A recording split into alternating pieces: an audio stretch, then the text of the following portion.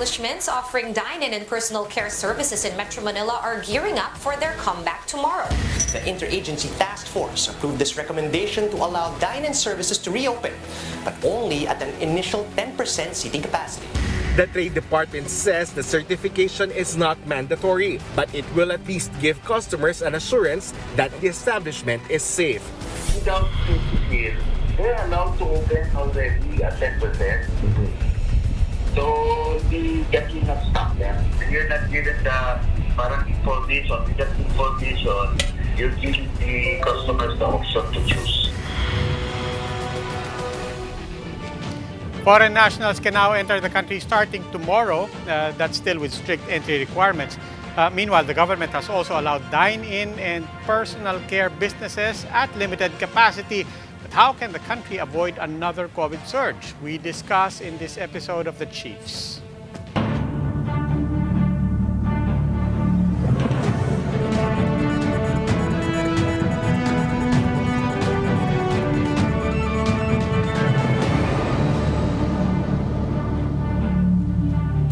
Welcome to this special edition of the Chiefs. Magandang gabi po. Ako po si Robbie Alampay, and with me online are Ami Pamintuan of the Philippine Star and Ed Lingao of One News. Ami and Ed, kamusta kayo? Hi, good evening. Happy weekend. Araw na lang. Lunes ulit. Ami, ano ba? Ready na ba ang bayan para sa reopen ng economy? Well, yun ang hinahabol ng mga bukas Labor Day. Of course, everybody wants to get back to their livelihoods. Sabi ng DTI, mga 300,000 to 500,000 jobs can be revived yan sa konting businesses na yan na pinayagan nila ng mga regime. In the meantime, we're looking at reopening also. Actually, Bok, nalilito ako dito. Maybe you could refresh my memory. Ano bang baseline natin ngayon when it comes to travel, international travel in particular, both outgoing and incoming? Ano ba yung ngayon? Ano ba patakaran ngayon? If I remember correctly, yung mga balikbayans were allowed depending on where you come from. Pero yung foreigners, may limitations eh. And I think that's what they were loosening up. They're loosening up this weekend. Pero I think yung people coming from India, mayroon pa rin yung India, malinaw talaga. Kahapon nga sabi ni Ambassador Bagat Singh, it's not even just a matter of bilateral arrangement with the Philippines. Kasi kung galing sa India, lahat ng transit points pabalik dito. Kahit hindi tayo mag-ban dito, lahat ng transit points from India coming here, wala rin daw madadaanan eh.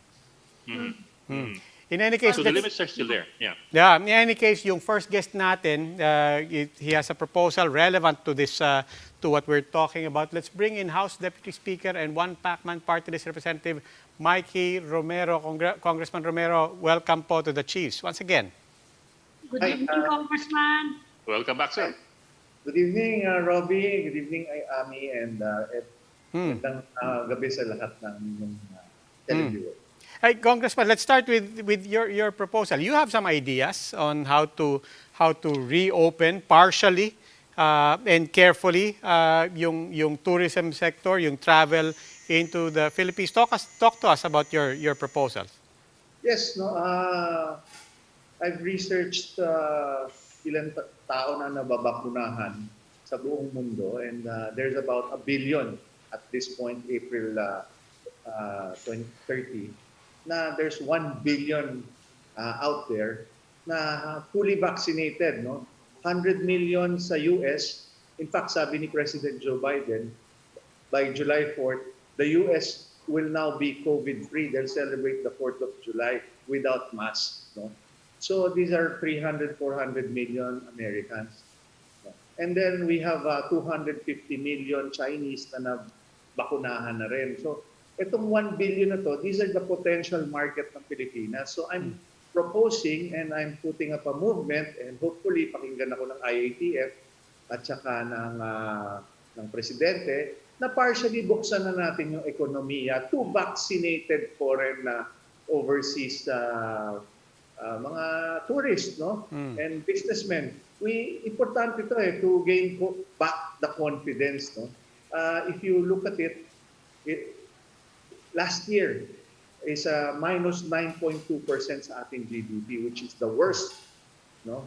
Since 1947, no? So more than 70 years. So we have the worst economy or worst GDP fall since 1947.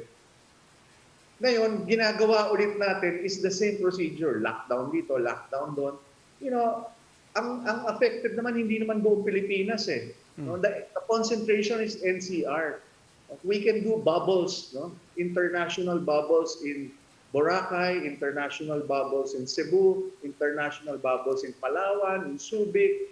You know, we only need 500,000 tourists a month, or about 6 million, and our economy will now churn. Iikot na yung ekonomiya natin. Mabubuhay na yung airline, mabubuhay na yung restaurants, mabubuhay na yung hotel, magkakaroon na ng trabaho. You know, we need to prime the economy. Ang sa akin, every day the world is changing. Baka naman nahuhuli tayo, hindi na natin nakikita na merong 1 billion out there na potential market. Next month will be 2 billion already. Next month in July, 3 billion na yan. No? Congressman, gaya nga po ng sabi nyo, no, this is coming from a thinking na baka nahuhuli tayo. But I imagine a lot of our compatriots are also saying, baka naman nagmamadali tayo. Hindi naman, because the protocols will still be done, no? But we cannot freeze our economy. We cannot make the economy stand still. Ilak na lang natin sarili natin sa loob ng kwarto. No? Yung mga 1 billion na potential vaccinated na market natin, whether in tourists or businesses, are out there. No? They can come here. They pose no threats anymore to us. Yun lang ang sanang i-open up natin yung ating doors to them. Congressman, Sir, hindi pa yan hindi pa siya conclusive actually. In fact, minomonitor pa rin yung certain areas in the US in particular dahil widespread na yung vaccination nila. Na marami pa rin mataas pa rin yung cases, tapos yung hospitals nila napupuno pa rin. And the World Health Organization is also warning na yun na nga, pwede kang ma-infect even if you have been vaccinated, and you have to maintain all these health protocols pa rin just to make sure, dahil pinag-aaralan pa nga yung behavior nitong mga tao na na-vaccinate na, although bumabagsak na nga yun. No? I mean, do you think there's a reasonable period para sa atin na mag-intay-intay muna before we let in all these vaccinated people? You know, if all else are equal, okay, we can wait. But ang problema, walang trabaho eh. Diba? So it's a matter of economy, and if you're vaccinated, ang risk mo naman is, of course, yung 100% death is already, kumbaga pag na-dalawang dose of vaccination ka, tanggal na yun. Yung 80% chance mo na hindi ka na mau-hospital, nandiyan na rin. No? So it is just like an ordinary flu. No? Yan ang sabi ng scientifically sinasabi nila. Kaya hindi naman malaki yung gusto nating kuning market eh. No? Out of 1 billion na na-vaccinate today, 2 billion next month, and we're just trying to get 500,000 a month or even less, 100,000, as long as yung ekonomiya natin umikot na. No? We can do bubbles, you know, dito sa El Nido, may bubble din sila sa Pangolusia, sa Ayala. They do local LGU to LGU travels, no? Bubble yan. Why can't we do international bubbles like Korea or China? Yung wala talaga, you know, they can do PCR. And then dito sa Boracay, no? Hindi naman yung buong katawan natin may sakit eh. Ang may sakit lang are bits and pieces of our body, no? If you compare our body to the whole Philippines. So ang sa akin lang, we should start renewing our mindset, renewing our paradigm. No? We have to shift our paradigm in thinking na, hey, pwede pala natin buksan yung ekonomiya natin pa konti-konti. No? Sa Cebu, you know, it's up to the IATF to do their work also. I'm just trying to push a movement of partially opening up the economy. Yes, sir. Sir, let me throw in another element there. Aside from what Ami mentioned, people who are vaccinated could still get infected and could still carry the disease. There's also the other factor here, which is that, like it or not, our vaccine rollout in the Philippines was not as fast as we would have wanted. So, wouldn't that be an added risk? Letting other people in who may or may not be infected with whatever variant is already out there, to meet a population that is not completely vaccinated yet, or that does not have significant numbers in the vaccine list. No, yung proposal ko is just to open up our economy to vaccinated, no? Now, it's up to their own risk. Kasi pag vaccinated ka na, feeling mo matapang ka na and gusto mo magpunta sa mga beaches all around the Philippines, you know. So, it's really, of course, yung mga high concentration na COVID cases natin, like here in NCR, I think we have to retain yung MECQ or GCQ on this, no? But the other parts of the country, we have to open up. Would that require, for example, a vaccine passport of some sort? In other words, we'll only let in people who have the capacity to show that they have received the vaccine, or are we looking at, for example, certain nationalities only because of the percentage of people who have been vaccinated from these countries? Ako, open up na natin to people who got 2 doses of vaccines already, as long as they show the vaccination card. Standard naman yan all over the world, and then 24 hours or 48 hours before they arrive, they take their PCR. Pagpasok nila sa airport, PCR muna. They wait for 12 days, for 24 hours also in a hotel. But we have to churn or be progressive about our economy. No? Kailangan umandar yung ekonomiya natin, hindi ganito, parang standstill. No? Parang at freeze. No? Congressman, I don't think anybody will debate or counter you on the need and the desperation of a lot of people to get the economy back on its feet. But in the meantime, there is still the pandemic, and in the meantime, even here, I mean, for the past 2 weeks, kausap namin healthcare workers, hospital administrators, LGUs, pare-pareho ang tanong nila. Sabi nila meron bang nagbago since nag-lockdown and hanggang ngayon? And they're saying things like contact tracing, mahina pa rin. We need to bring our capacity for the hospitals back to a healthy state. And yun yung punto nila. Do you actually feel that everything is in place in case magkakaroon pa rin ng mga kaso? Can we actually deal with these things?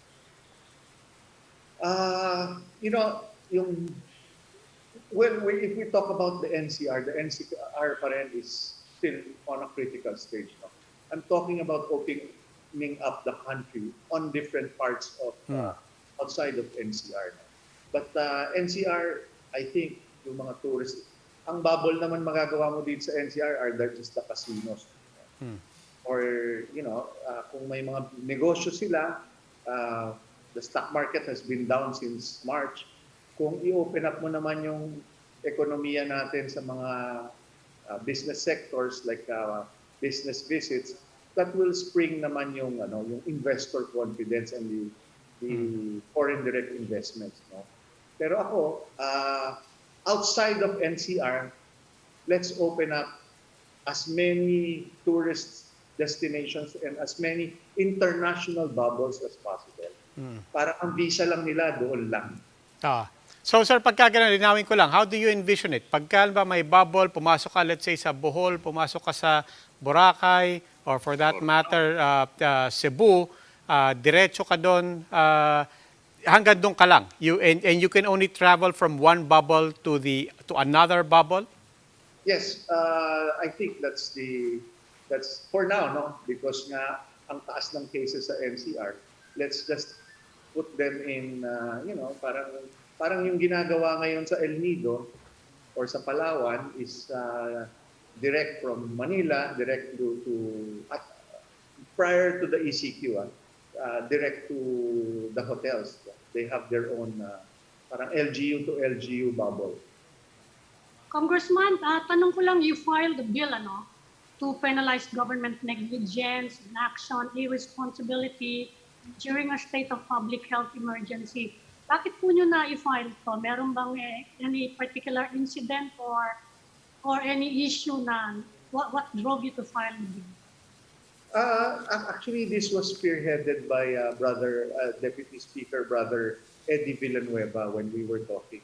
Sabi niya, he's gonna file this bill. So kung gusto ko sumama sa kanya, sabi ko, wow, napakaganda niyan. It's very timely. No? The purpose of that bill is really to, para yung mga nasa government na hindi nila ginagawa yung trabaho nila, matauhan din sila.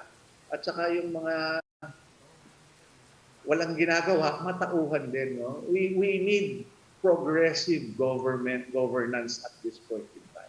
We need to move forward, hindi lang to sit on their seats.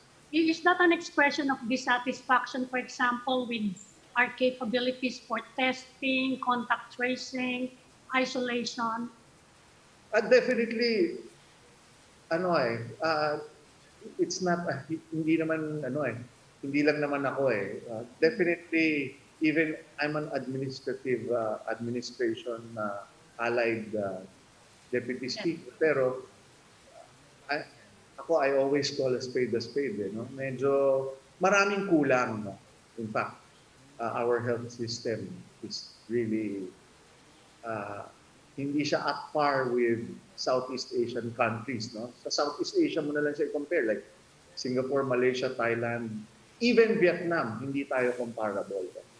So we need to wake up, and sad to say, ito na yung fate natin. Sir, let me move on to another aspect, another issue that you touched on in the last few weeks. Itong nangyari with the National Task Force on Ending the Local Communist Armed Conflict, or yung NTF-ELCAC, I understand called for, you're looking into the possibility of defunding the NTF-ELCAC, but that's for 2022, I understand. What about 2021? Are you looking at anything along those lines? Yung kasing Congress has the oversight function. So if you are not using your funds well, like how they are doing it right now, yung ELCAC, NTF-ELCAC, which red tags almost everybody, no, and their mothers, no. Kailangan tingnan na natin yung mga maling ginagawa nila. Nakita namin 19 billion, 16 billion sa kanilang pondo.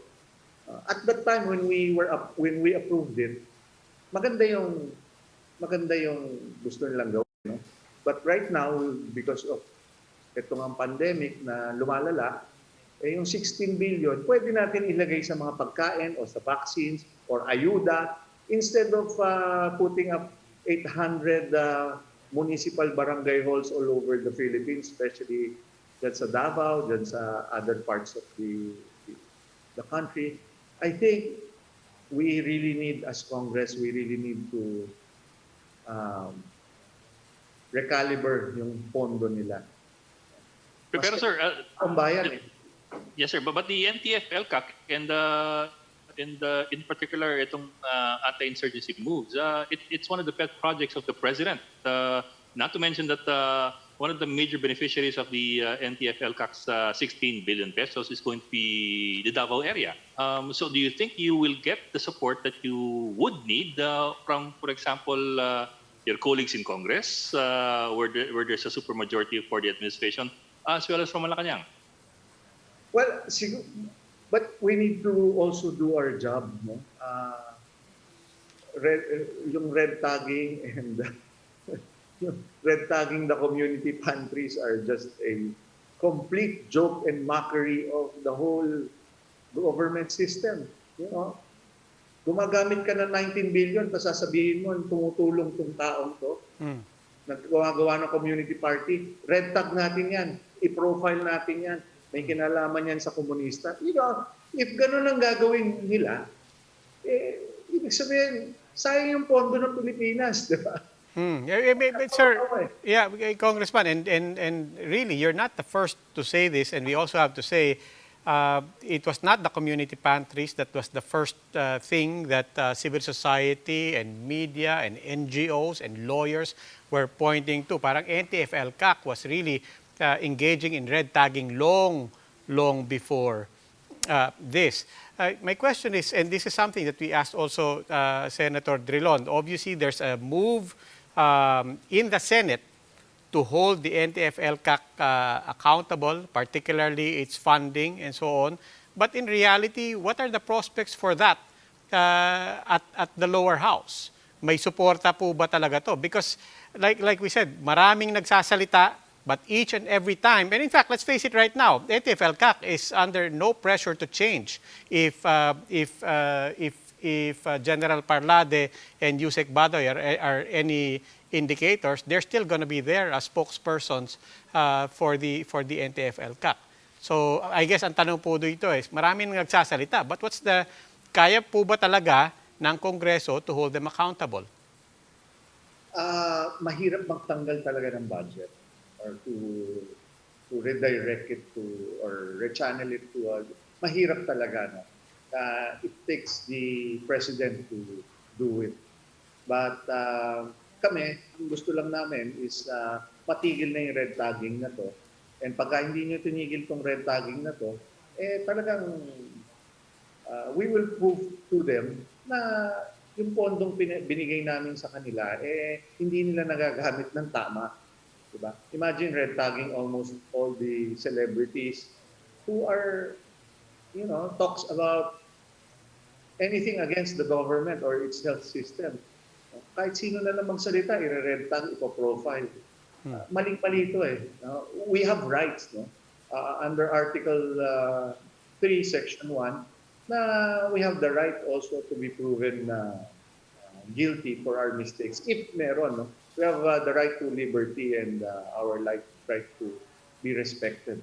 So may mga rights tayo na hindi na tayo pwedeng tapak-tapakan lang, and red tag is a serious, very serious it's a very serious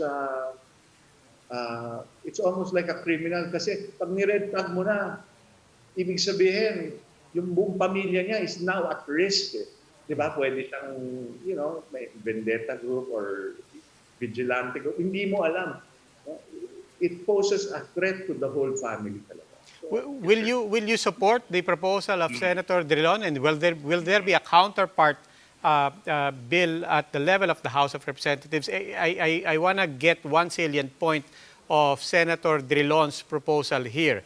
He wants to file an anti-red tag bill to define and to penalize red tagging, and he says he will not only define it so that the law only applies to state agents and state enforcers and government officials. Will you support that, and will there be a counterpart to that? Yeah, just yesterday I asked my team to draft a House bill on this, to criminalize red tagging and profiling. We have also yung rights natin under the Constitution, and we have to be protected. Si Justice Secretary Maynard Guevara has also asked us through the media na to criminalize such activities. Hindi rin siya pabor dito sa red tagging and profiling. So you think sa House, Congressman, there will be widespread support for this move? So I think it's a very sikat siya na issue. So I think many would ride on its crest. I think you do realize that critics of the president can elevate that issue all the way to the president. Well, yes, but we also need to do our job as the legislative branch. Sir, kasi pag sinabi yung sikat na issue, sikat can go either way. Pwedeng sikat na gusto nila sumama o sikat na gusto nilang barilin. Sagot. Pero ako, I will push for... Pero kasi, di ba, sir, when you look at the numbers, it still is a super majority in Congress. And this is, if you listen to the president in his speeches, in his public addresses, he does the same thing. Yes, but it's our job to para sa taong bayan to criminalize such acts, di ba? I'm one of the most senior deputy speakers, and I'm really aligned with the Yeah. government. But Congressman, I guess the question is not specific to President Duterte. If it becomes law, then it becomes the law of the land, and it applies to all officials. But do you believe that therefore, if red tagging is criminalized and it becomes a criminal act, specifically when it is done by government officials, that ultimately it could potentially and should be an impeachable act? oh,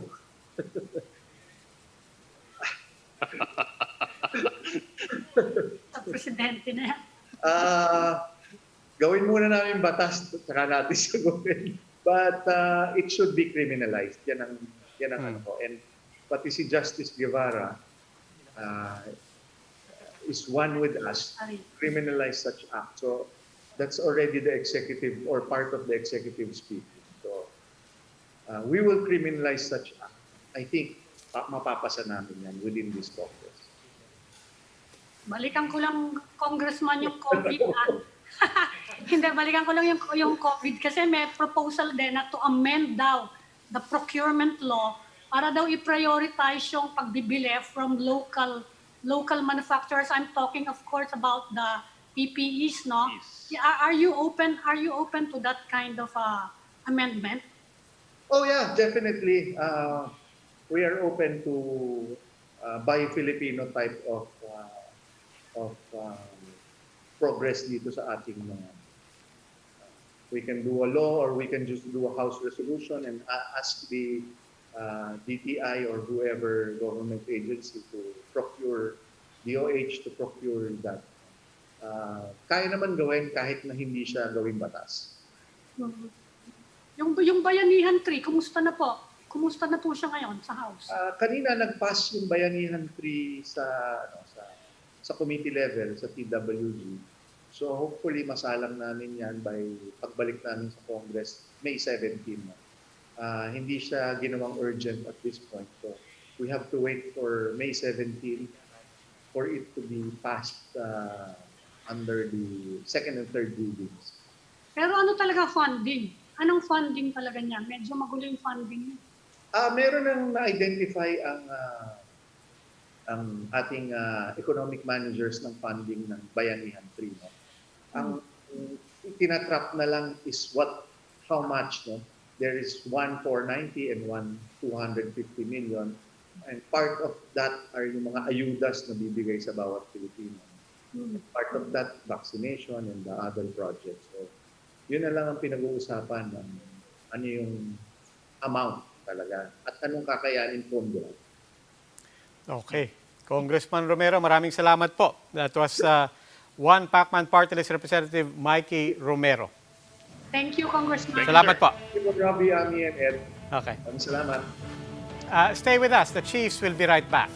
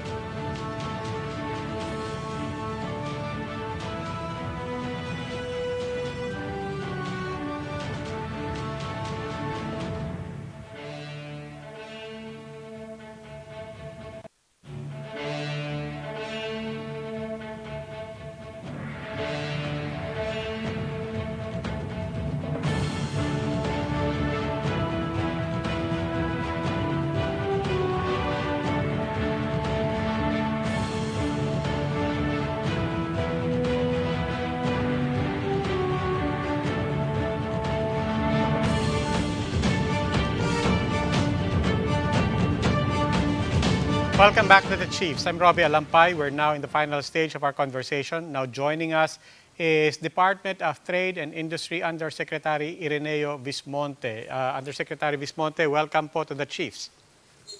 Good Hi, evening, good sir. evening. Good evening, good evening to everyone. Nga pa. Sir, so we're on the eve of reopening or trying to reopen the economy again, carefully, slowly. Yung mga tao po, meron silang mga ideas before when we were already reopening the economy, meron silang ideas of how it was before. So let's use that as baseline. Ano pong pagkakaiba nung nakasanayan natin before nag-lockdown with what's gonna happen starting tomorrow? Of course, if we're talking of a year ago, ECQ, MECQ, our current community quarantine right now, we have more establishments that are open at this time. Meaning, other than those essential activities, business activities, we also allow to open other, not necessarily essential, but less risky activities at this time. Hindi, pero halimbawa po And, po sa restaurants, and let's not necessarily go all the way back to 1 year ago. I'm just talking about a few months ago. People were already in the malls, they were eating in restaurants, alam nila yung mas maganda sa labas kumain, limited ang capacity sa loob. Doon po natin ikumpara, ano pong pagkakaiba sa nakasanayan natin in the past months versus what they're going to see tomorrow? yeah, maybe, Robbie, you're referring to the GCQ prior to March. Maybe, Yes, sir. Yung ECQ. Yes, sir. Yeah. So that was the period maybe for almost 6 months, maybe from August to February. That was the general community quarantine. And at that time, we can say that we have a more relaxed quarantine then than now. Okay. Because at that time, the dine-in restaurants are open at a bigger on-site capacity. So ano pong, apart from 2 weeks lang to are you also considering other businesses? Kasi tinatanong din to ng ibang sectors paano naman kami? Are you also considering other sectors of the economy na ganyan din, dahan-dahan yung bubuksan? Hindi maybe the next 2 weeks or maybe by the end of the month? Actually, ma'am, sa ngayon po talagang konting-konti na lang yung nasa negative list. Meaning those are not allowed to open at this MECQ. Ito po yung ibang yung balance ng mga personal care services. Ito po yung mga masasabi natin na medyo requiring contacts between the server and the patron. So, yan po yun. So, baka tingnan po natin, mag-observe po tayo for the next week or 2 weeks and then tingnan po natin kung pwede po silang buksan. But pangalawa po, siguro po itong mga nabuksan na natin na maliliit lang yung porsyento that they are allowed, maybe we can allow them to open some more. Sir, Anong baka mas parameter malinaw po. nito? Meron bang halimbawa, sa ngayon, 7,000 to 8,000 pa rin a day. Kung hindi bumaba yan within the next 2 weeks, is there a possibility na maghihigpit ulit? Hindi naman po siguro.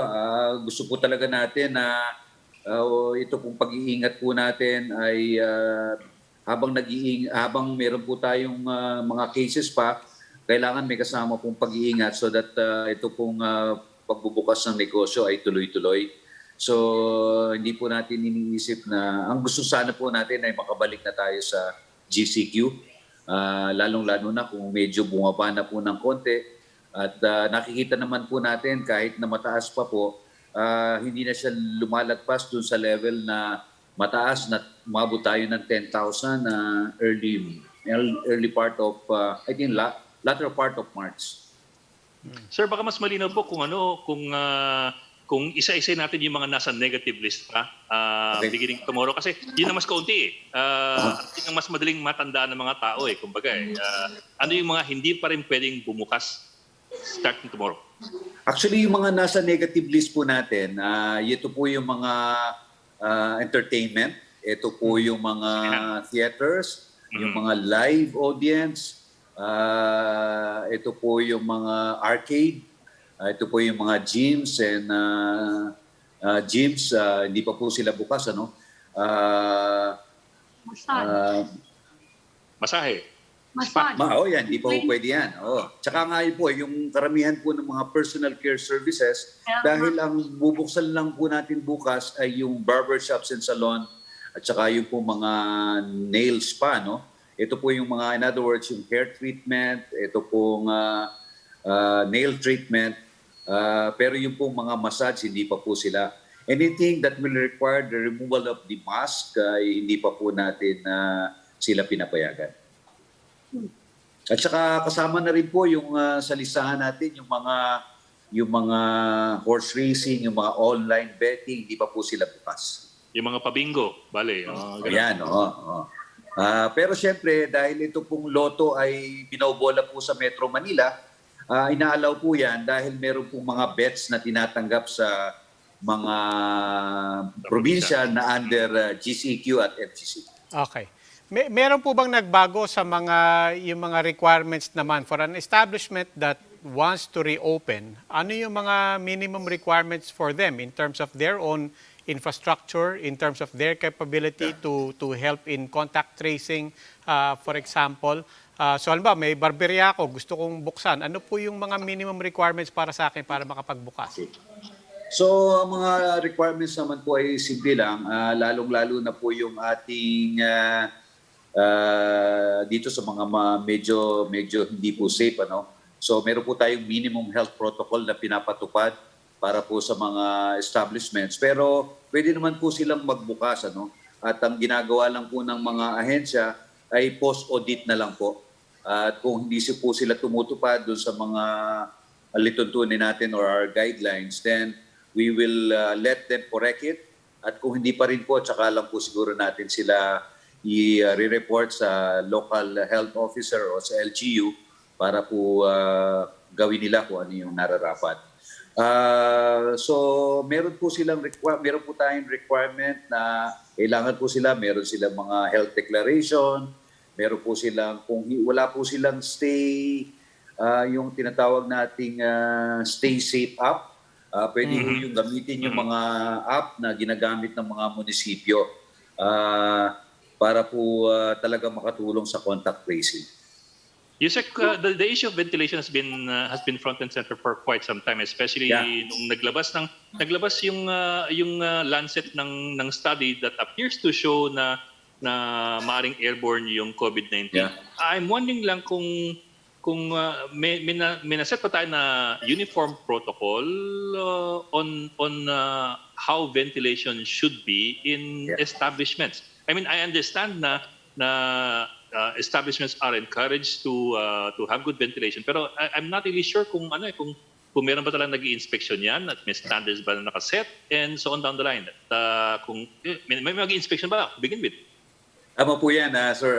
The Department of Labor and Employment issued a department order, particularly to upgrade their ventilation guidelines on workplaces. So meron pong ganyan, and it was a long discussion in coming up with some sort of updated policy on ventilation considering the cases of COVID. So and this is also the reason why we're not opening yet activities indoor. So negative place pa rin po yung ating mga indoor sports activities, for example, dahil ang inaalaw lang po natin ngayon mga outdoor. So ito pong ventilation, malinaw po na dapat daw meron pong standards. Pero di ba sir, yung restaurants, we're allowing them 10% indoor? Yeah, for indoor. Yes, sir. For indoor, only 10%. Yung mga ganun po, who inspects them and who makes sure that they're up to par in terms of ventilation? Kasi I have heard about the DOLE regulation, pero I would also wonder if DOLE has the right capacity to make a determination whether or not sapat yung ventilation ng isang lugar. Kasi, di ba, I would think that as a health issue than a labor issue. Yeah. Kaya nga po, even for example, if we have read the guidelines, etc., the second question is how are we going to measure? compliance to this ventilation. So I read and I heard in a meeting that there is a simple gadget to measure that there is a exchange of air, incoming and outgoing air in an establishment. So this is, I think, available, and through the help of our Department of Labor and Employment, other agencies involved in monitoring the establishments like the LGU and DTI and Department of Tourism, we're trying to learn from them. Dagdagan ko na rin yung tanong ni Ed, Usec. Do we have enough people to inspect, to see kung sumusunod nga talaga, halimbawa barbershops, yung mga nail spas, dyan sa mga capacities na yan? Kasi sa restaurant, sa mall, madaling tingnan eh. Pero yung barbershop, in fact, marami kayong makikita even before they were allowed. Nag-ooperate na sila eh. So, sinong mag-ensure na nagko-comply sila dun sa mga capacity rules ninyo? Who are you talking to? Sino ba dapat mag-enforce talaga nun? Tulong-tulong po ang Department of Trade and Industry, Department of Labor and Employment, ang DILG through the local government units po. Kami po yung mga talagang natukwahan to monitor the establishments. That's one. Pero tama po kayo dahil hindi po talaga sapat ang tauhan ng mga gobyerno para mag-monitor po sila na mas madalas. So humingi po tayo ng tulong sa publiko na kung meron silang nakikitang hindi pagsunod dito po sa mga alituntunin natin, ay meron po tayong mga numbers na kung saan pwede silang tumawag at i-report ito po mga establishment na ito. Kami po ay nakakatanggap ng mga ganyan at pinupuntahan po namin para ma-call po yung attention ng mga owners at nitong mga establishments na ito. Sir, linawin ko lang sir, yung barberia ba at saka yung mga salon na kasi nung una yung sasabi ng mga mayor sa papayagan na pero outdoors we're allowing a certain percentage na indoors, hindi pa rin. 30% po. Allowed na po sila 30%. Ang dahilan naman po kaya medyo mas maluwag compared po rin sa dine-in. When you're in a barber shop, you need to wear the mask. The patron and the service provider should be wearing the masks. Parang mahirap ahitin ng patilya pag... Ay, ano po, tatanggalin nyo lang po sandali. pero masks, yung mga barbero, masks lang po ang nila. Mask, face shield, meron pa po ba silang ibang requirement, gloves? I mean, how do we know if they're compliant? Ang requirement sa kanila ay meron yung mga nakikita po natin sa mga mall na mga meron pa rin po sila mga PPE gown at meron din po silang suot na mga mask and then face shield. And yun po yung talagang nasa listahan po natin. Pero ang mahalaga po sa lahat siguro para gabay na rin sa ating mga customer, huwag na po sila magstay sa loob, huwag po sila maghintay sa loob. The best way is to really by appointment para konti lang po yung laman ng establishment sa given point in time. Pero nga po yung tanong ko dahil nabanggit nyo nga yung PPE, particularly sa mga salon, sa mga is that best practice or is that a requirement? Alam ko po requirement yun na naka-PPE po sila. Plus meron po silang mga requirement for ito best practice siguro to. Meron po silang dividers in between sa mga facilities po nila. Although dahil 30% po ito, most likely ay marami pong bakanting upuan kung halimbawa kung ito po ay ipasusunod natin talaga. Marami silang seats na vacant dahil ito po yung may mark na X dahil yun po yung requirement. 3 out of every 10 seats. Tapos bawal ang kwentong barbero. Bawal po talaga. Bawal tambay. In the meantime, Usec, pinag-uusapan ngayon yung Safety Seal Certification Program. Medyo malinaw na bang mechanics neto? Kayo ang mag-prepare niyan, di ba? Yung Safety Seal po ay voluntary program po yan. designed para po mabuild ang confidence ng public at para rin meron pong kaalaman ang publiko kung saan masasabing safe ang isang establishment. So pag ang isang establishment po ay na-check po natin at na-verify po natin na compliant po sila dito sa requirement ng safety seal, pwede pong ilagay yung safety seal sa kanilang establishment. So guide po yan sa ating mga consuming public na pwede silang mamili ng lugar na mayroong safety seal. Nabanggit niyo po yung barriers, nabanggit niyo yung barriers kanina sa konteksto ng mga barberya, but malaking usapin yan sa mga restaurant din, especially indoor dining. Because even prior to the lockdown, marami ring nagsasabi na actually may mga studies that are showing that the acrylic barriers in between tables are not only not helpful, they could actually potentially be more aggravating to the situation. Ano po ba ang latest na best practice dyan at ano po ang patakaran dyan sa mga acrylic barriers? Yeah, we're still using them considering that it's a barrier.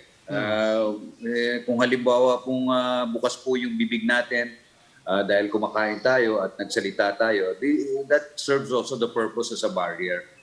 So that yun pong ating yung pong lumalabas sa ating bibig or sa ating nose ay hindi po pumunta sa kapwa natin.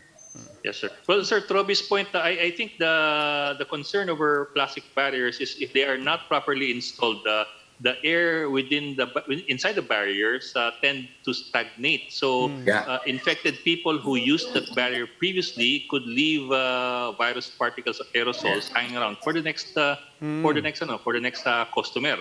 So nandun po yung danger. It's not so much yung danger to the people across the barrier, but the people who are going to use that same physical lalo na ngayon that in the past weeks, scientists have been looking again into how long the virus can be airborne. Yung 3.5 hours daw. That's why that's the value of ventilation po. Yung yung movement ng air inside the establishment. That's why during the ECQ or MECQ, talaga pong we are promoting sana outdoor activities, not indoor activities.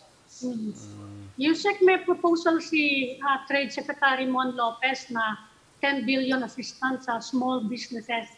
Ano na po status na itong proposal na ito? Umaandar ba siya?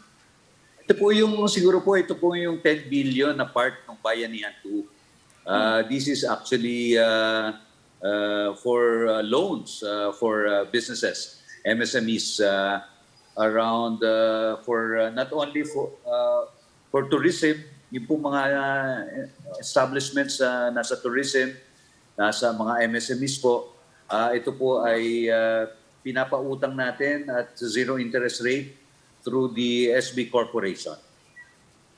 You mean it's ongoing na? Ongoing na po ito. Ongoing na po ito under Bayanihan 2. So, kailangan at maganda naman po yung lending, pero hindi po natin na-expect na hindi naman ganun kabilis. Simply because hindi po siguro ganun ka-attractive ang mangutang ngayon dahil nga hindi pa magandang magnegosyo.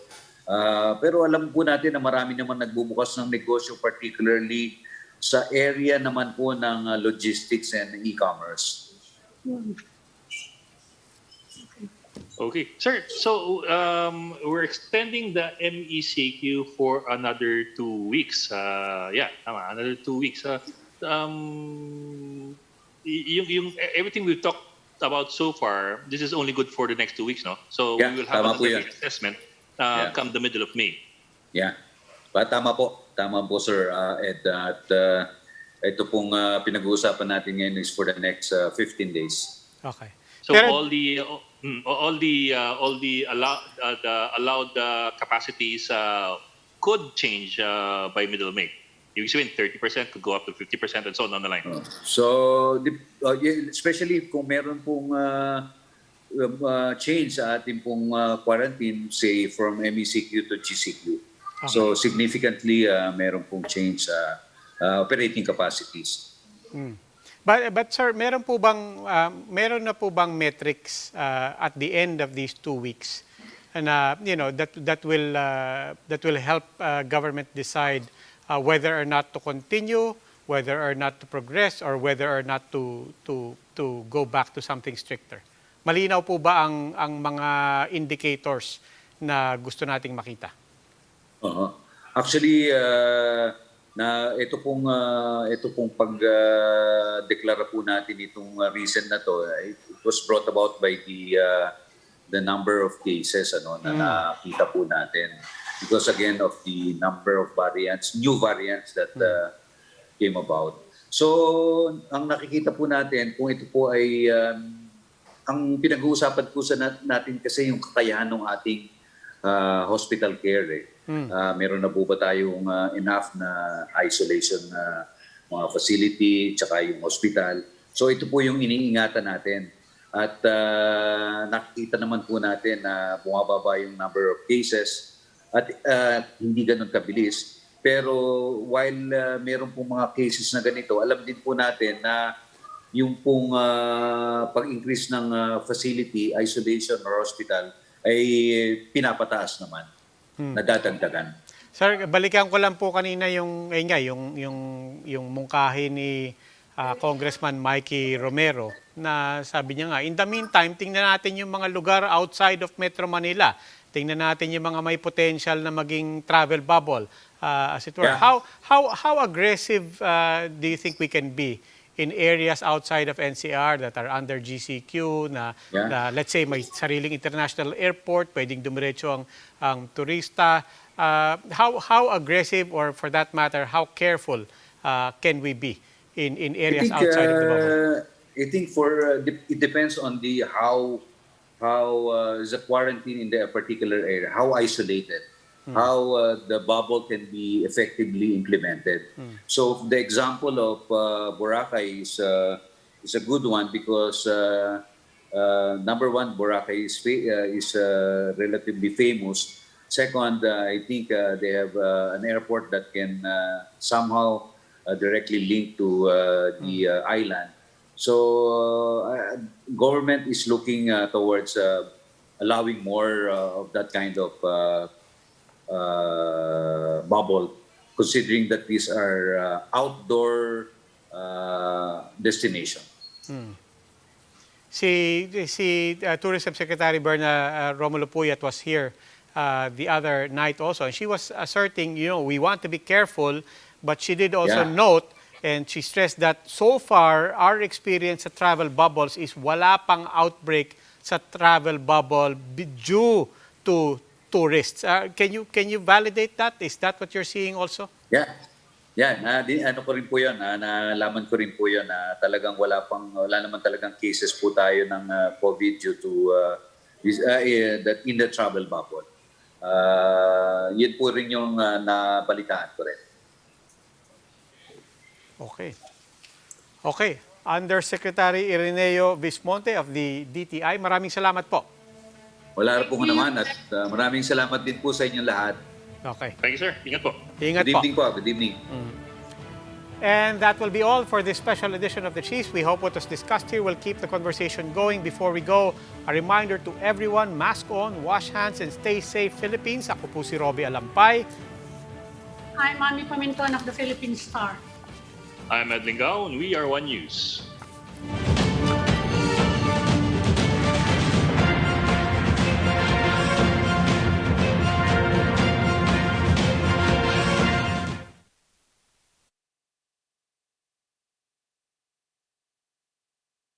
Sir Ed, tayo na lang po ang magre-record. Anong sasabihin natin? Sige sir, send ko ulit sa GC yung... Hindi, sabihin may script ba o... Meron pong script. Okay. Send ko po kahapon sa GC.